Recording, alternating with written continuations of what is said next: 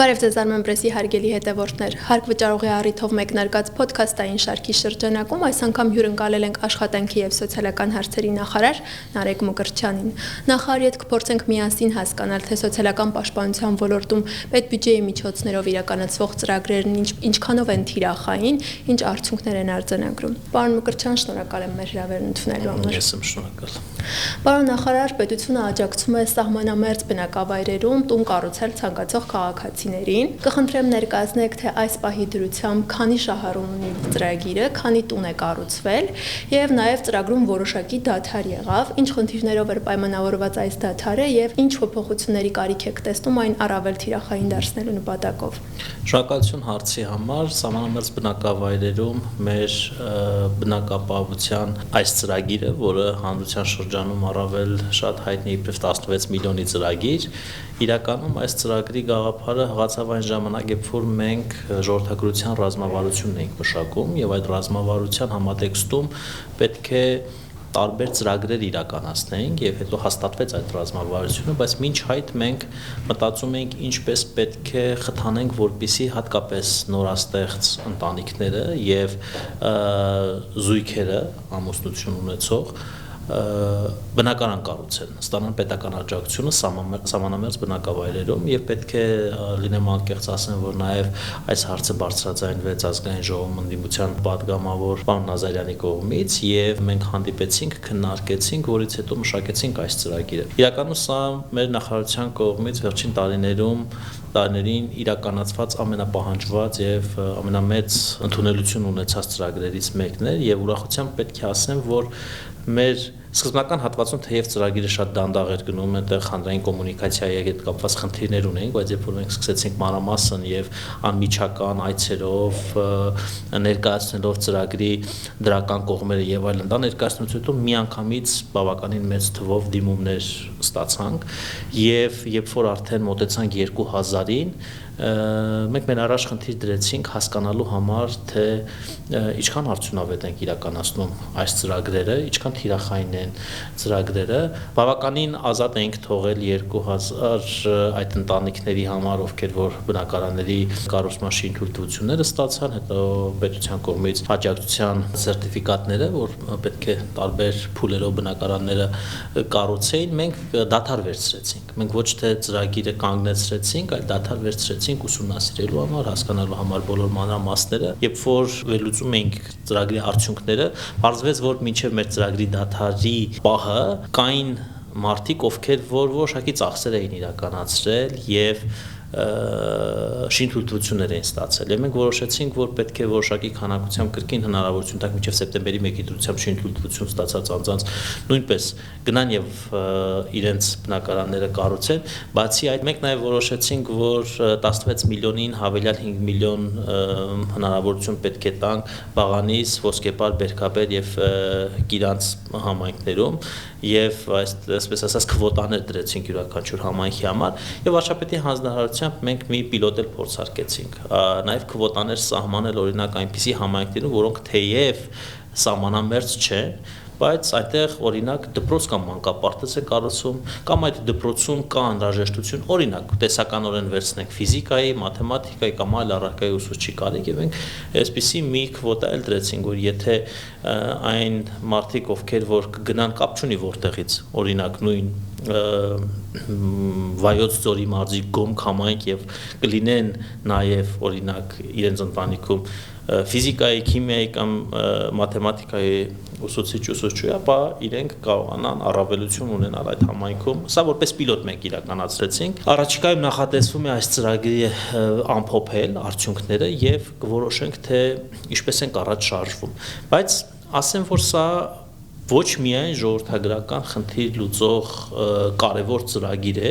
որտեղ օրինակ կան սահմանամերձ համայնքներ, երբ որ դուք մտնեք այս պահին այդ համայնքներ, մենք 2000-ից ավել արդեն շինարարական գործընթացներ ընթանում են եւ համայնքները վերածված են շինհրապարակի։ Օրինակ ունենք գյուղ, որտեղի բնակֆոնդը ենթադրենք 25 բնակարաններ, այս պահին կառուցումը եւս 40-ը կամ այսինքն 50%-ից ավել, 60%-ից ավել բնակավայրեր կան, որտեղ որ նոր տներ են կառուցվում։ Եթե մենք նայենք, թե ինչպիսի հավելյալ արդյունք է դա տալիս, մի կողմից շինարարություն, որտեղ որ ակտիվանում են տվյալ տարածքում ապրող մասնագետները, շինարարները եւ այլն, բայց նաեւ համայնքում նոր բնակֆոնդ է ավելանում եւ դա նաեւ գեներացնել է նոր գույքահարկ օրինակ, այսինքն որն իր հերթին հնարավորություն է տալու տվյալ համայնքին գոյություն ունեցող պետական աջակցության մեխանիզմները ավելի արդյունավետ, օրինակ նույն սուբվենցիոն ծրագրերը, այսինքն համայնքը կունենա ավելի շատ կապիտալ ծախսեր անելու հնարավորություն, որովհետեւ ի վերջո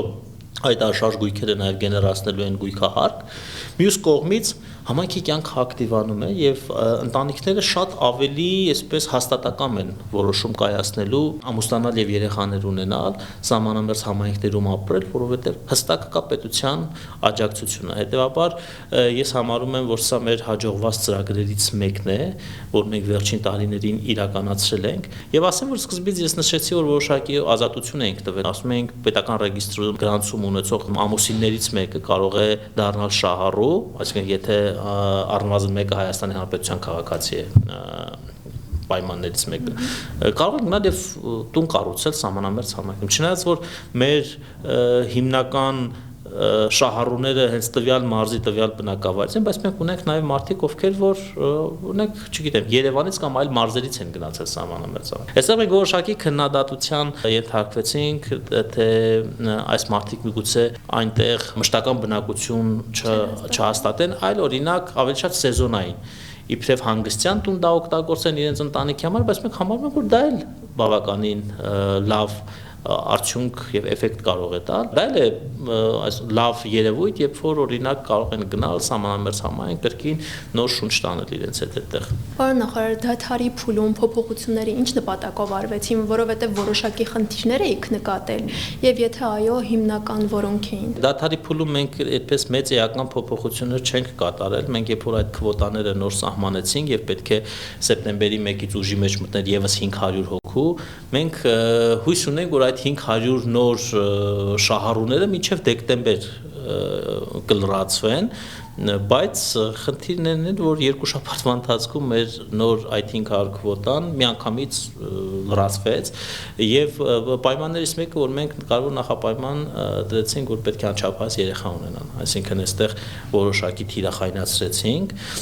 իսկ այս ընթացքում մենք գրեթե բոլոր տներով անցել ենք, նկարահանել ենք հասկանալու համար, թե ով ինչ խնդիր ունի, ինչ փուլում է շինարարությունը, մարդիկ կան, որ արդեն տեղափոխվել են, ապրում են, արդեն ունեցել նաեւ այդ բացման արարողություններին մասնակցելու, շնորհավորելու, իսկ թե ինչպես կշարունակենք, արդյոք կառավարության 1444 ուրեմն որոշման սահմանամերձ բնակավայրերի ցանկերով կշարունակենք, թե արդյոք ավելի թիրախային որոշում կընդունենք հաշվի առնելով, որ մենք ունենք այլ ծրագրեր զարգացման դպրոցների, մանկապարտեզների, պոլիկլինիկաների, ենթակառուցվածքների զարգացման ծրագրեր եւ երբ որ մենք որոշակի ուղղորդում ենք ունենում մեկ այլ ծրագիր, ավելի արդյունավետ ենք դարձնում, ավելի մեծ արժեք է ստեղծվում տվյալ համայնքում, երբ որ միանգամից մի քանի պետական աջակցության ծրագրեր համադրվում են։ Հետևաբար հիմա ես չեմ շտապի ասել, թե ինչ դրամաբանությամբ ենք շարժվելու առաջ կամ շարժվելու ենք թե չենք շարժվելու, դե ամեն ինչ կախված է մեր արդեն իսկ հաստատված ուրեմն նախագծերի, ծրագրերի ուսումնասիրությունից, բայց ես բավականին լավատես եմ, որ այս ծրագիրը իբրև զարգացման ծրագիր մենք առաջիկայում կրկին կվերաբացենք որոշակի թիրախայնություն սահմանելով, որոշակի համայնքներում կոնկրետ խնդիրներ հասցեագրելու նպատակով։ Շատ լավ, պարոն Մկրտչյան, ներդրվում է անապահովության գնահատման նոր համակարգ, ընտանեկան նպաստի փոխարեն ներդրվում է անապահովության նպաստը, որն այս փոփոխության հիմնական նպատակը եւ գործնականում ինչ փոփոխություններ են զգալու շահառուները։ Սոցիալական պաշտպանության ոլորտում երկու մեծ բավականին, այսպես ասած, հին ավանդույթներով գործող համակարգեր ունենք։ Առաջինը դա հաշմանդամության գնահատման համակարգներ, երբ որ մենք 2021 թվականին փոխեցինք օրենքները, հետո հաշմանդամության գնահատման ամբողջ համակարգը թվայնացրեցինք, նոր մոտեցում որդեգրեցինք, անձի ֆունկցիոնալության գնահատման համակարգը ներդրեցինք, այս հիմա արդեն երկրորդ տարում ենք գտնվում ըստ էության այդ ռեֆորմի եւ կարծում ենք, որ սա այսպես ֆունդամենտալ փոփոխություն էր այս ոլորտում, որն արդեն իսկ արդյունքները ցույց է տալիս, իսկ եւ արդյունքները նաեւ բխում են մեր քաղաքացիների շահերից, որովհետեւ դա ուղղակի գնահատման համակարգի փոփոխություն չէր, այլ դա իր հետ պետք է բերի նոր տվյալների հավաքագրում, տվյալների վերլուծություն եւ այդ տվյալների հիման վրա նոր ծառայությունների մատուցում։ Օրինակ մենք ունենք հիմա մի նոր ծառայություն հաշմանդամություն ունեցող այն անձանց համար, ովքեր աշխատեն եւ կսովորեն, անձնական օգնականի ինստիտուտի ներդրումը, որը 2021-22 թվականին այսպես անդադ քննարկում էր եւ անիրականանալի մի բան էր թվում։ Ես չեմ ասում, որ մենք ամբողջությամբ այդ ինստիտուտը ներդրել ենք եւ բոլորին հասանելի է, բայց այնուամենայնիվ հնարավորություն առաջին փուլում 100 հոգու, երկրորդ հիմա ուզում ենք եւս 100 հոգու համար ավելացնենք, այսինքն այն միջոցառումները, որոնք երբեք չեն եղել եւ նոր պետք է մենք ներդնենք, այն համակարգերը, որոնք որ ամբողջությամբ այսպես վերափոխման ենք ենթարկում, մենք փուլարփուլ ենք դա իրականացնում։ Նույն հաշմանդամություն ունեցող անձանց մենք առաջին տարում նոր դիմողներին այս նոր համակարգով ֆիլտրեցինք, երկրորդ տարում երկրորդ փորձակնությունները, հիմա հույս ունենք, որ երրորդ տարում ամբողջական արդեն տվյալների բազա կունենանք։ Մեր երկրորդ մեծ համակարգը, որը պետք է վերափոխենք եւ մենք այդ հանձնառությունը վերցրեցինք, սա դեռևս 1990-ական թվականներից գործող անապահովության համակարգներ կամ այսպես ժողովրդական լեքսիկոնի մեջ մտած Փարոսի համակարգը, որը հաճախ ասոցացվում է հուսահատության, հավերժ աղքատության, հավերժ պետությունից կամ ինչ որ մի ուժից կախվածության մեջ մարդկանց պահելու համակարգի հետ։ Եվ մենք սկսեցինք այս աշխատանքները կրկին, որպեսզի այս մեծ համակարգը, որը վերջին 25 տարիների ընթացքում այսպես փոքրիկ կոսմետիկ փոփոխությունների էր ենթարկվել եւ իր գաղափարաբանությամբ եւ իր կիրառությամբ այդպես էական փոփոխությունների չէր ենթարկվել, մենք որոշեցինք, որ պետք է ունենալ խիզախություն եւ գնալ փոխել մի համակարգ, որը մեր երկրում գործում է ավելի քան 25 տարի։ Այս համակարգը փոխելու համար ենթադրում էր օրենսդրական դաշտի հսկայական աշխատանք, որը որ մենք իրականացրեցինք, կառավարության որոշումը հաստատվեց, նաև քաղաքացիական հասարակության հետ բավականին երկար, այսպես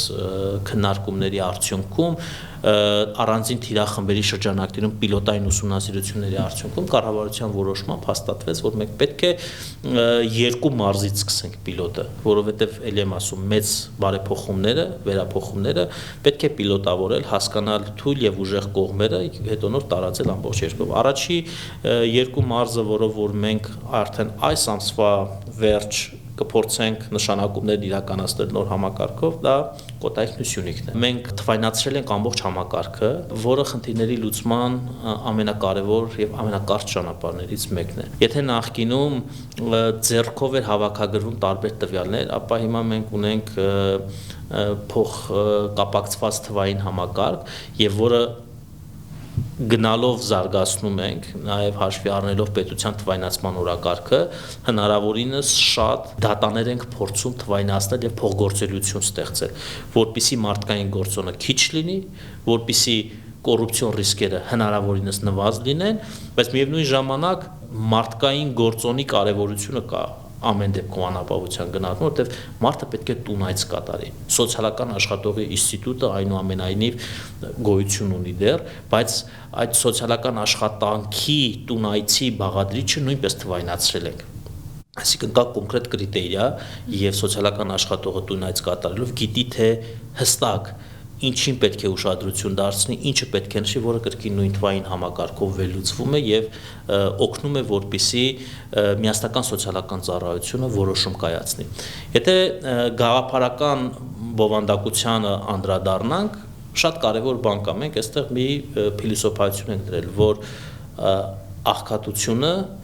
գնահատելու համար նախ մենք պետք է կարողանանք դրա հասցեականությունը հասկանալ։ Հիմա մեր հասցեականությունը 50-ից 52% է։ Մենք այս նոր համակարգով առաջին փուլում նախատեսում ենք մինչև հասցնենք 75%, ապա մինչև 90%։ Այսինքն կլինեն մարդիկ, ովքեր դուրս են գալու այս համակարգից, որտեղ մենք զտիչների շարք ենք դրել, ստոպ ֆակտորների տարբեր ուրեմն տվյալներ ենք նայելու, հասկանալու համար իրականում ինքը պետության, ընտանիքը պետության աջակցության անհրաժեշտություն ունի թե չունի եւ մարդիկ, ովքեր որ չեն հայտնվել այս համակարգումից, իրական շահառու են, մենք պետք է օգնենք, որպեսզի այս մարդիկ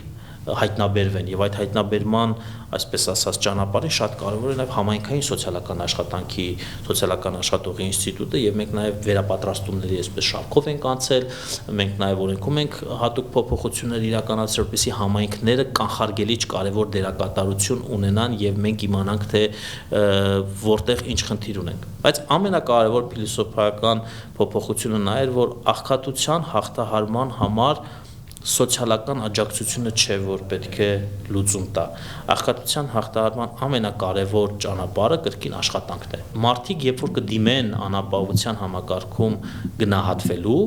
մենք սա նախ եւ առաջ դիտարկելու ենք իբրև աշխատանքի անցնելու հայտ։ Դե բնականաբար այն ընտանիքները, ովքեր որ կունենան իրենք խնամարության տակ, չգիտեմ, հաշմանդամություն ունեցող անձինք, ովքեր կունենան խնամքի կարիք ունեցող մարդիկ, բնականաբար իրենց նկատմամբ վերաբերմունքը այլ է լինելու, հստակ քաղաքականություն կա, բայց եթե մարդը աշխատունակ է, չկա որևիցե խանգարող հանգամանք իրեն տնտեսապես ակտիվացնելու, մենք իր այդ անապահովության համակարգում ներառվելու հայտը համարելու ենք, որ ինքը դիմել է աշխատանքի եւ սկսելու ենք իր հետ աշխատել աշխատանք առաջարկելու համար։ Եվ քանի որ մենք զուգահեռ արդեն ունենք հաստատած զբաղվածության ռազմավարությունը եւ հիմա արդեն գործողությունների պլանն ենք մենք մշակում, մենք մարդուն ամենատարբեր աշխատանքներ ենք առաջարկելու։ Եվ օրինակ, եթե ինքը մեկ անգամ մերժեց, երկու անգամ մերժեց, մենք այդ աշխատանք ենք անընդհատ տանելու, փորձելու ենք ուղղորդենք դեպի աշխատանք խորհրդատվությամբ։ Եթե ինքը շարունակում է մերժել աշխատանքը, մենք այսպեսի մի բան ենք մտածել, վերագրումների համակարգ։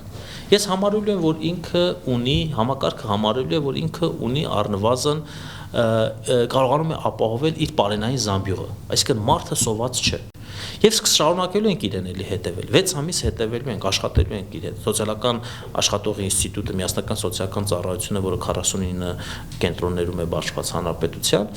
ամեն ամիս վերագրելու է մինչև 10,000 դրամ եւ օրինակ հասցնի մինչև սպառողական զամբյուղի եւ այլևս իրեն պետական աջակցության, այս սոցիալական աջակցության համակարգի շահառու չի համարելու։ Այսինքն մենք պետք է խթանենք, որպեսզի մարդիկ աշխատեն, որպեսզի մարդիկ իրենց հուսահատության քարանձավից դուրս գան աշխատանք գտնելու։ Եվ օրինակ դրա համար շատ կարեւոր է, որ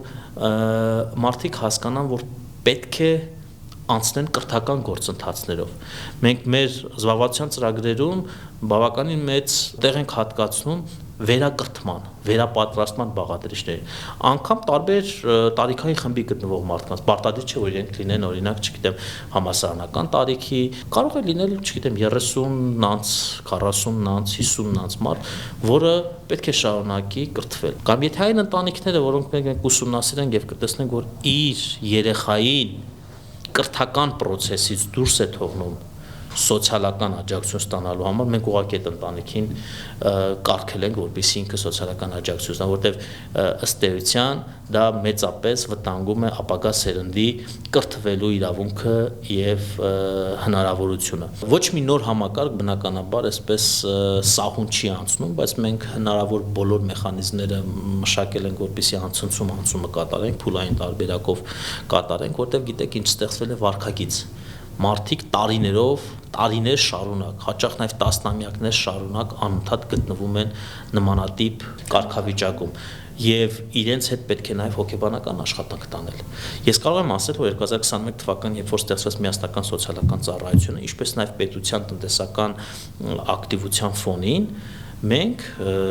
շուրջ 30,000 ընտանիք հանել ենք անապահովության գնահատման համակարգից։ Հիմա 90,000-ի մոտ թվից հասել ենք 60,000։ Այսինքն այս 30,000 ընտանիքները, եթե մենք նայում ենք 2021 թվականից հետո արդյունքը, եթե մենք բազմապատկում ենք, չգիտեմ, 3 կամ 4 հոգով, տեսեք ինչ մեծ թիվ է կազմում։ Ես ամբողջը չեմ վերագրում մեր վարչարարությանը, բայց վարչարարությունը էական դերակատարություն է ունեցել եւ արդյունքը այս թվի մասի, այս թիվը, որ հիմա մենք ունենք, դա եւ պետության տնտեսական քաղաքականության, այսինքն ավելի շատ հարկերի, ավելի շատ գրանցված աշխատողների, ավելի շատ գեներացված եկամուտի մասին է խոսում, բայց մյուս դեպքում մենք նաեւ ունենք խնդիր, այստեղ նույնպես պետք է որոշակի ֆինանսական հոսքեր ապահովենք, որտեղ մենք հասցեականությունն ենք մեծացնում։ Եվ սա հնարավոր կլինի կրկին մի պարզ պատասխանատու, ուրեմն ընկալմամբ, եթե մեր պետական ռեսուրսները բավարար չափի հավաքագրվեն։ Նույն յուրաքանչյուր հարկատու պետք է մի պարզ ընկալում ունենա, որ իր այդ հարկից ոչ միայն գնում է սոցիալական պաշտպանության կարիք ունեցող տարբեր կամ սոցիալական պաշտպանության երաշխիքներ, օրինակ կենսաթոշակառուներ։ Եթե մենք 2018 թվականին ունենք 525,000 կենսաթոշակառու, հիմա ավելի քան 600,000, այսինքն թիվը մեծացել է։ Նաև այդ մարդկանց սոցիալական երաշխիքները պետք է սպասարկվեն, բայց դրան զուգահեռ մենք նաև այստեղ ներդրել ենք նոր համակարգ, որը պետք է աստիճանաբար հասցեականությունը մեծացնի եւ իրական կարիք ունեցող ընտանիքներին կարիքահենք ծրագրերով, ծառայություններով կարողանանք իրենց դուրս բերել այդ հուսալքության քարանձավից։ Այստեղ կարևոր բանալի բառը կարիքահենք գնահատումն է եւ աշխատանքի միջոցով աղքատությունը հաղթահարել։ Նշեցիք, որ համակարգը առավել թիրախային է դառնում աջակցությունը եւ որոշ ընտանիքներ գուցե դուրս մնան այս համակարգից։ Այս դեպքում պետությունը կարող է երաշխավորել, որ այդ ընտանիքներին, քաղաքացիներին կապահովի աշխատանքով կամ առնվազն աշխատանք կառաջարկի։ Իհարկե, ես ասացի, որ մենք պետք է այդ ընտանիքների հետ աշխատանք տանենք առաջարկելու համար իրենց տարատեսակ աշխատանքներ։ Մենք այնտեղ նաեւ այսպես անհիշելի ժամանակներից մնացած ձևակերպումներ կան մեր օրենսդրության մեջ հարմարավետ աշխատանք եւ այլն պետք է առաջարկենք այդտեղ ենք փոփոխություններ իրականացնելու որպեսզի ճկունություն ունենանք մարդկանց աշխատանք առաջարկելու հարցում բայց ես ելի եմ ասում մենք արդեն իսկ այն ցուցանիշը որ ունենք ես ասում եմ որ մենք ունենք 30,000 ընտանիք 21 թվականից հետո դուրս է եկել այս համակարգից դա խոսում է այն մասին որ եւ երբ որ ես հանձնարարել եմ ուսումնասիրել եւ մեր զբաղվածության ծրագրերի շահառուներին եւ այս ընտանիքներին, մենք տեսնում ենք, որ ուղեգրումներով բավականին աշխատատեղեր են ստեղծվել։ Գիտեք ուղեգրումը որն է, որ միասնական սոցիալական ծառայության աշխատակիցը խորհրդատվություն է իրականացնում զբաղվածության մասնագետը եւ օրինակ X քաղաքացուն իր այդ խորհրդատվության ժամանակ ուղեգրով ուղարկում է այն գործատուի մոտ, ով հայտարարագրել էր միասնական սոցիալական ծառայությունում թափուր աշխատատեղ։ Եւ օրինակ 1 կամ 2 ամիս հետո այդ քաղաքացու տվյալները մեր շտեմարաններով ստուգում ենք, տեսնում ենք, որ այդ քաղաքացին աշխատանքի է անցել այն վայրում, որտեղ որ ուղեգրվել էր միասնական սոցիալական ծառայության կողմից։ Ես մեր մոտեցումը հենց դա որ մենք պետք է աշխատենք, մենք բազմաթիվ թափուր աշխատատեղեր ունենք հիմա եւ հիմա կրկին նոր հարթակներ ենք թվային նորից ստեղծել, որպեսզի գործատուները հնարավորինս շատ իրենց թափուր աշխատատեղերը այնտեղ հայտարարագրեն, որպեսզի մեր քաղաքացիները տեսնեն, մենք հետաքրքիր էլի թվային, այսպես ասած, հայկական LinkedIn-ի տարատեսակն ենք ստեղծել, որ դու ներբեռնում ես քո մասին ինֆորմացիան, քո անձնական տվյալները, ռեզյումեն այսպես ասած,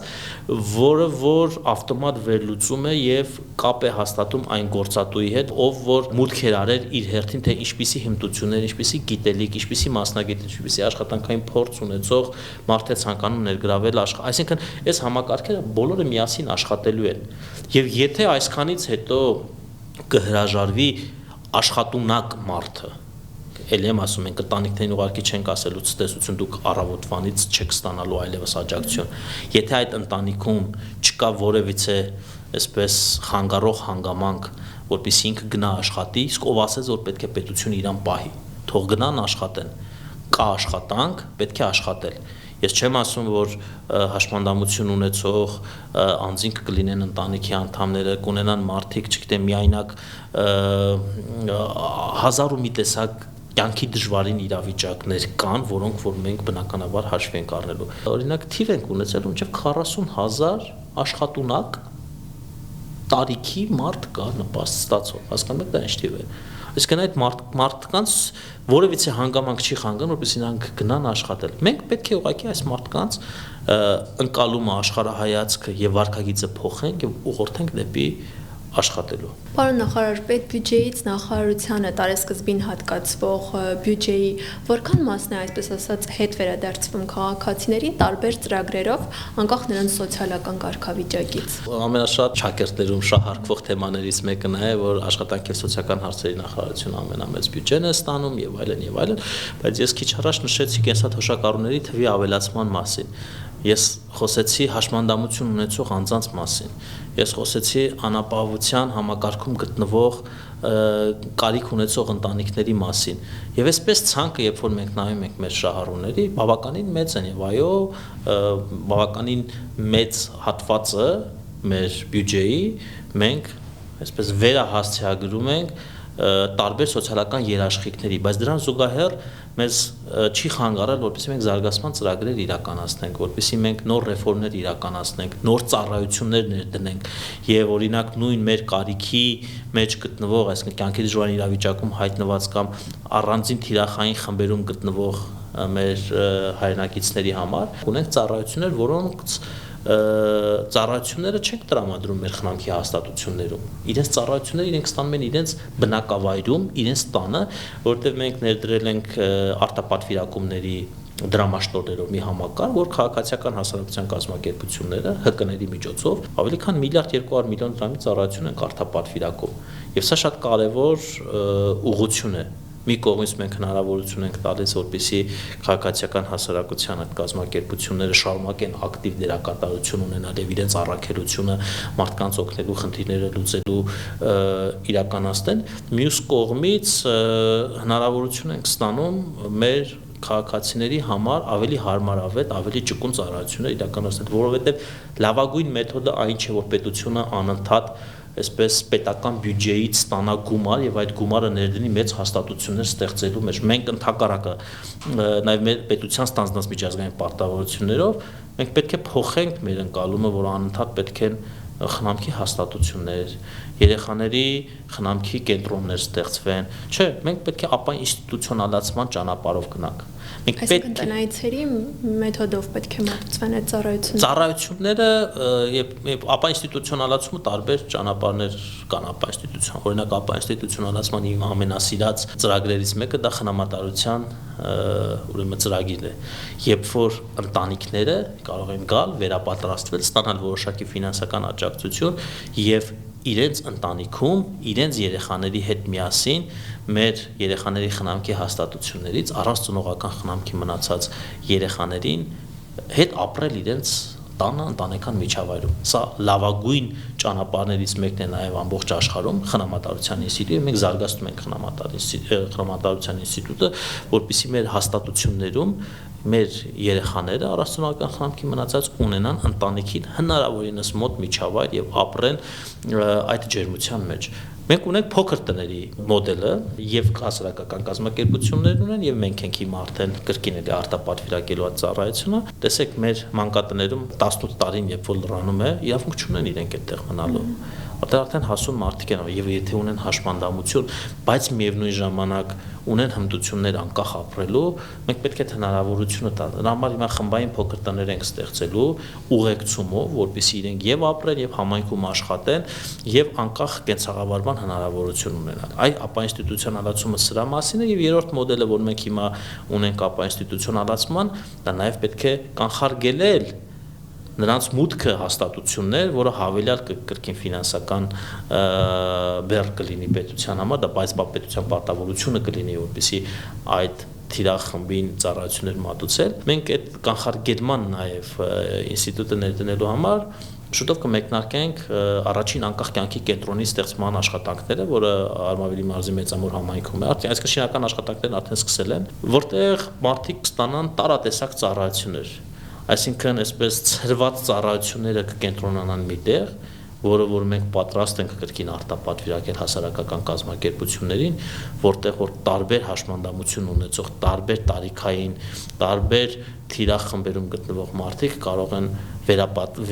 վերականգնողական ծառայություններ ստանալ, կրթական, վերապատրաստման ծառայություններ ստանալ, ինչպես նաև անկախ կյանքի կենցաղավարման հմտություններ սովորել։ Պարոն Մկրտչյան, դուք նշեցիք կենսաթոշակառուների թվի ավելացման մասին, սակայն թե 2024-ին, թե 2025-ին կենսաթոշակի չափի բարձրացում չեղավ։ 2024-ի տարեսկզբին դուք հայտարարեցիք, որ բարձրացում չկա, սակայն անկանխիկ գործարքների դեպքում թոշակառուները ետվերադարձի հնարավորություն ունեն, եւ նույն ժամանակ նշեցիք, որ 25-ին է նախատեսվում բարձրացում։ Ինչու չեղավ այդ նախատեսվող բարձրացումը։ Ես մի բան ասեմ, որ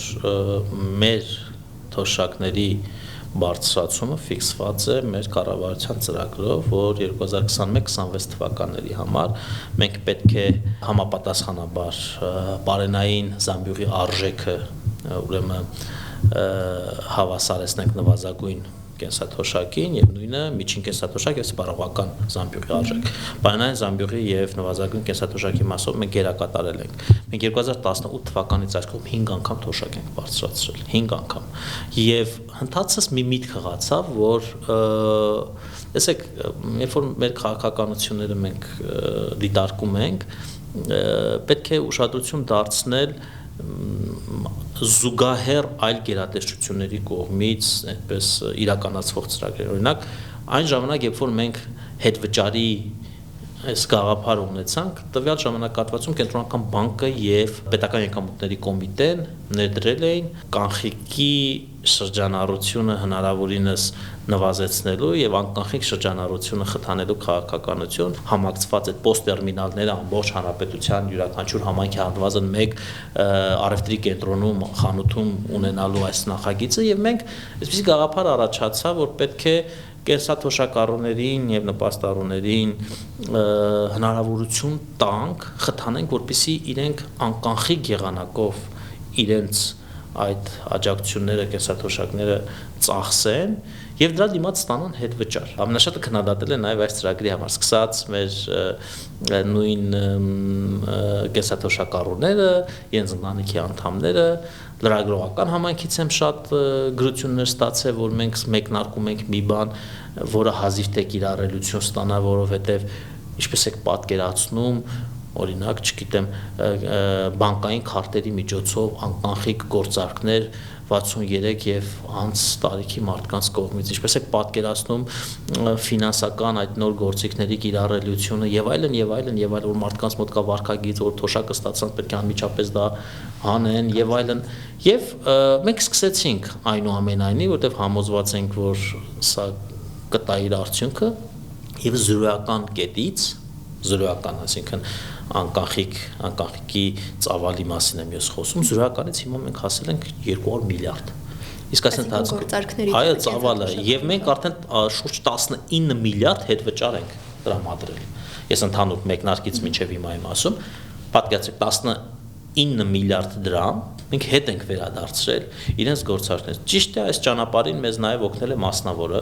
երբ որ մենք մեկնարկեցինք, մենք ունենք գործընկեր բանկեր, 5%-ը տրամադրվում էր բանկերի կողմից, 5%-ը պետական բյուջեից, բայց ինչ-որ մի պահից մենք որոշում կայացրեցինք, այ որ դուք նշում եք, ասացիք պետք է թոշակները բարձրացնենք, մենք այդ պահից որոշում կայացրեցինք, որ բանկերին շնորհակալություն ասելով սոցիալական պատասխանատվության գործընկերության այս ծրագրին միանալու համար, մենք ասացինք, որ այս փուլից սկսած կտրվի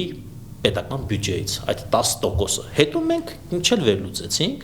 եւ տեսանք, որ վարկագիծ է փոխվել մարդկանց մոտ։ Այնտեղ կար կոմունալի հատված, որ պարտադիր պետք է կրկին գնում էին եւ իրենց կոմունալ վճարները անկանխիկ էին։ Դա թափանցիկ է, այսինքն բոլորը տեսնում են։ Մենք որոշեցինք, որ պետք է կոմունալի հատվածը դուրս հանենք եւ դրանով ավելի մեծացնենք հնարավորությունը գործարքների անկանխիկ Եվ մտավախություն կար, որ ծավալը կընկնի, բայց մենք տեսանք, որ ծավալը ոչ թե ընկավ, այլ ավելացավ, այսինքն մարդիկ շարունակեցին այդ կոմունալ վճարների ազատված տեղը նույնպես ուրեմն անկանխիկ գործարքներ իրականացնել, վճարումներ կատարել, եւ մենք 10%-ի փոխարեն դարձրեցինք 12% եւ 5000-ի սահմանաչափը մեծացրեցինք 6000 դրամի սահմանաչափի եւ հիմա կրկին ավելի քան 300,000 մեր հայրենագիցներ ստանում են հետ վճար այս համակարգի միջոցով։ Այս համակարգը բաց է, ես այս առիթից օգտվելով կրկին դիմում եմ, որտեղ բոլոր բանկերն են միացած գրեթե, այնտեղ մի բացառություն կա, որ գնան եւ իրենց ծախսերը իրականացնեն անկանխիկ քարտային վճարումների միջոցով եւ դրա դիմաց ամենամսվա վերջ ստանալ մինչեւ 6000 դրամ 12% հետվճար։ Ես 2025 թվականի միջինը ասեմ, շուրջ 4000 հետվճար է տրամադրվում։ Այսինքն ամսական այդ 300,000 միջինում 4000 ավել, հիմա մենք կարող ենք սա համարել կենսաթոշակի բարձրացման էֆեկտ թե ոչ։ Իհարկե կարող ենք համարել, որովհետև մենք 4000 դրամով ըստ էության կոնկրետ մարդու վճարունակությունը բարձրացրել ենք։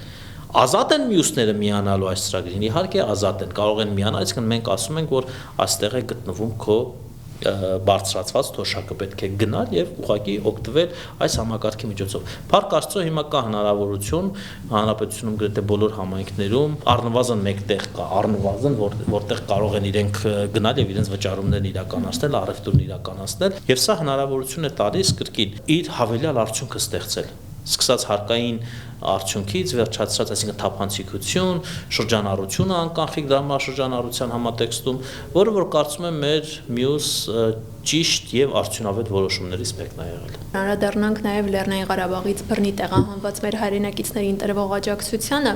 Օրեր առաջ կառավարությունը հաստատեց նոր ծրագիր կարիքավոր ընտանիքներին աջակցության վերաբերյալ։ Կխնդրեմ ավելի մանրամասն ներկայացնեք, թե ինչի մասին է այս ծրագիրը, ինչ փոփոխություններ են արվում եւ առհասարակ բռնի տեղահանված անձանց աջակցությունն ինչ ուղղվածություն է ունենալու այսօր։ Նշեմ, որ մենք Լեռնային Ղարաբաղից բռնի տեղահանված մեր հայրենակիցների համար տարատեսակ ծրագրեր ենք իրականացրել եւ այդ իր ծրագրերը դիտարկելի են 3 այսպես չափույթներում կարճաժամկետ, միջնաժամկետ եւ երկարաժամկետ։ Հուսով եմ վստահ եմ բոլոր տեղյակ եք 23 թվականի դրամական 100,000 դրամ, 50,000 դրամ, հետո մենք միջնաժամկետ որոշեցինք 40 + 10,000 դրամների աջակցությունը, հետո հայտարարեցինք բնակարանային աջակցության մեր ծրագրի մասին, բայց նաեւ հայտարարեցինք, որ պետք է 2025 թվականի հունվարից մինչեւ ապրիլ ամիս մենք մեր հայտարարած 40 + 10,000 դրամ աջակցությունը պահենք, բայց ապրիլից սկսած մինչև ուրեմն հուլիս մենք պետք է նվազեցնենք 40,000 դրամ, որպիսի ավելի մեծ արդյունավետությամբ կարողանանք իրականացնել բնակապահովության ծրագիրը, որովհետև եթե դու անընդհատ հնարավորություն չես տալիս, որպիսի մեր հայրենակիցը, մեր քույրերը, եղբայրները որոշում կայացնեն, որ պետք է գնան եւ այդ հնարավորությունը 3, 4, 5 միլիոն դրամից օգտվելու եւ բնակարան կառուցելու կամ ուրեմն գնելու օգտվեն հանրապետության տարբեր բնակավայրերից, տարբեր քաղաքներից, անընդհատ կախվածության մեջ կմնան այս ծրագրի համար, բայց կրկին այստեղ մենք թիրախայնություն սահմանել։ Մենք ասել ենք, որ այն ընտանիքները, որտեղ որ 63 եւ պլյուս, այսինքն թոշակային տարիքի ավագ սերնդի ներկայացուցիչներ կան, առաջին, երկրորդ կարգի հաշմանդամություն ունեցող մարդիկ, անչափահասները, գերագրողին կորցրած անձին, նրանք կշարունակեն ստանալ։ Եվ զուգահեռ մենք հասկացանք, որ կան ընտանիքներ, կլինեն ընտանիքներ, բնականաբար, որոնք որ կյանքի դժվար իրավիճակում հայտնված կլինեն, այսպես ասած անապահովություն կունենան, եւ այդ անապահովությունը մեղմելու խնդիրները լուծելու համար բնականաբար նրանց հավելյալ աջակցության անհրաժեշտություն կլինի։ Եվ մենք հաստատեցինք այդ հավելյալ աջակցության ծրագիրը, ընտանիքները, ովքեր որ կդիմեն ստանալու համար հավելյալ աջակցությունը, մենք այդտեղ կուսումնասիրենք այդ դիմումները, եթե օրինակ այդ ընտանիքի անդամները չեն բնակվի պետական հոգացության ներքո, այսինքն տարբեր խնամքի հաստատություններում, որտեղ որ մենք ունենք մեր խնամքի հաստատություններում ավագ սերնդի ներկայացուցիչների համար նախատեսված, կամ օրինակ պետական սեփականություն հանդիսացող տարածքներում չեն բնակվի։ Նրանք այն ընտանիքները, որոնց մեկ անդամի հաշվարկով եկամուտները 55,000 դրամից ցածր կլինեն, կամ որ սեփականություն չեն ունենա, կամ 2017 թվական կամ ավելի բարձր թվականի արտադրության մեքենա, նրանք կդառնա շահառու այս անապահովության հավելյալ աջակցության, համաձայն որի ընտանիքին կտրվի 40,000 դրամ, այնուհետև